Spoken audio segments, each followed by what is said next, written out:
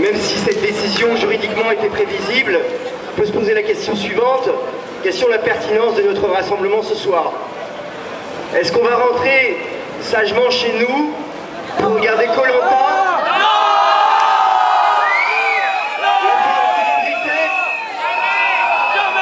Vous avez remarqué, je ne suis pas à jour, hein. J'ai peut-être quelques séries de retard sur ce que notre paysage audiovisuel contemporain nous propose. Mais plus fondamentalement, je ne vais pas vous parler non plus de droit ce soir, pardonnez-moi. Je ne vais pas vous donner des définitions de la garde à vue, du contrôle d'identité, de l'attroupement, de la manifestation déclarée ou pas. Ce que j'ai envie de vous dire ce soir, ce que j'ai envie de vous faire partager, c'est cette espérance. À l'occasion de ces gardes à vue avec plusieurs dizaines de confrères, à l'occasion de ces nuits dans des commissariats crasseux, plusieurs centaines d'entre vous, de jeunes, ont fait l'expérience de ce que c'était la répression politique, de ce qu'était la machine judiciaire lorsqu'elle se mettait en marche. Eh bien, nous avons rencontré des centaines de jeunes particulièrement valeureux, courageux, qui nous ont particulièrement surpris. Et ce que je peux vous dire, c'est que pour défendre depuis des années des activistes un petit peu plus énergiques que cette jeune génération, eh bien nous avons été particulièrement impressionnés par le courage de cette jeunesse qui faisait face dans une certaine sérénité. Une sérénité qui n'est pas du tout évidente. Il n'est pas évident d'être serein, d'être paisible, d'être non violent lorsqu'on est confronté à la violence, lorsqu'on est confronté à l'arbitraire, lorsque plus encore on est confronté au mépris, qui est une forme de violence encore plus insupportable. Ce mépris que vous avez rencontré au cours de ces derniers mois. Je ne vais pas faire l'inventaire, les pétitions du CZE, ces manifestations massives comme jamais dans l'histoire de notre pays, qui ont été totalement méprisées dans les chiffres, falsifiés par les autorités de M. Valls. Je ne vais pas vous refaire la morale.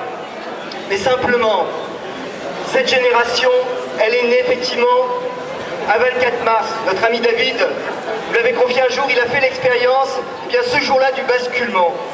Heureux basculement, on nous dit heureux spot qui nous a valu un si grand sauveur, eh bien oui, heureux 24 mars qui nous a vu l'émergence d'une génération courageuse. Et j'espère que cette génération ne va pas simplement en rester à des manifestations ludiques, quoique ces manifestations ludiques, nous avons bien vu que lorsque le système voulait être méchant, lorsque le système voulait marquer un coup d'arrêt, eh bien, on n'y rigolait plus.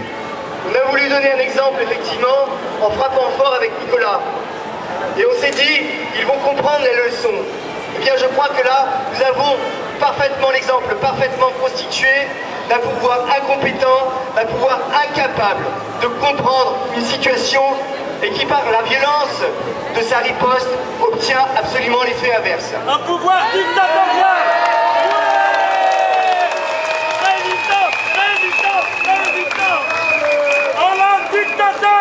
Alors, je posais la question tout à l'heure, est-ce qu'on va rentrer chez nous pour regarder la ferme célébrité au Koh-Lanta? À l'évidence, non, vous connaissez la réponse.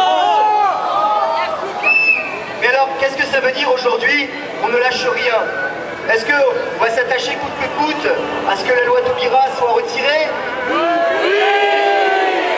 Très certainement, mais plus fondamentalement et en amont de cette loi, nous savons très bien que le sens de notre engagement profond, la raison pour laquelle nous sommes descendus dans la rue, la raison pour laquelle des jeunes ont duré des centaines d'heures de garde à vue, la raison pour laquelle des jeunes ont affronté les gaz lacrymogènes, des jeunes et des moins jeunes, mais la jeunesse est un état d'esprit, vous le savez très bien, comme disait le général MacArthur, c'est un état d'esprit et pas un état de l'âge.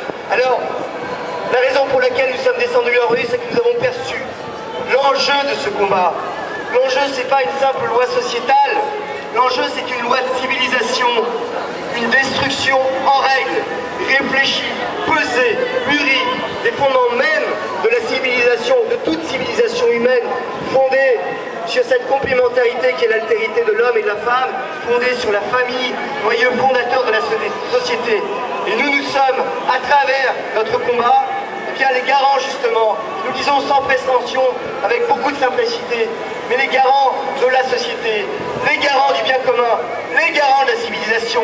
Et nous sommes petits, nous sommes peut-être faibles comme David contre Goliath, Mais cette petitesse, effectivement, cette faiblesse est une force, parce que la violence absurde de ce pouvoir, la violence de ce pouvoir méprisant, la violence verbale, la violence physique, la violence juridique et judiciaire, eh bien elle n'a pas eu raison de nous, bien au contraire, elle n'a fait que renforcer notre détermination.